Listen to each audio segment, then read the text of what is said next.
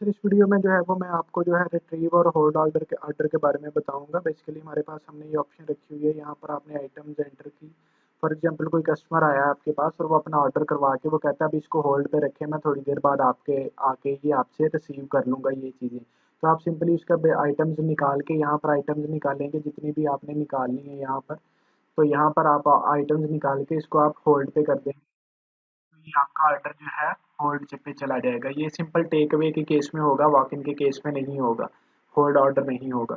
तो जब वो दोबारा कस्टमर आएगा तो आप सिंपली यहाँ से उसकी ऑर्डर आईडी पूछेंगे, उससे ऑर्डर आईडी 7 बताएगा, वो आपको सिंपली आप यहाँ से इसको सिलेक्ट कर देंगे तो ऑर्डर वो सेम आपके पास वही रीजनरेट हो जाएगा। आप यहाँ से उसकी रीजनरेट करके आप सिंपली उसको पेमेंट्स पे जो है वो फिर रिसीव कर सकते हैं। ये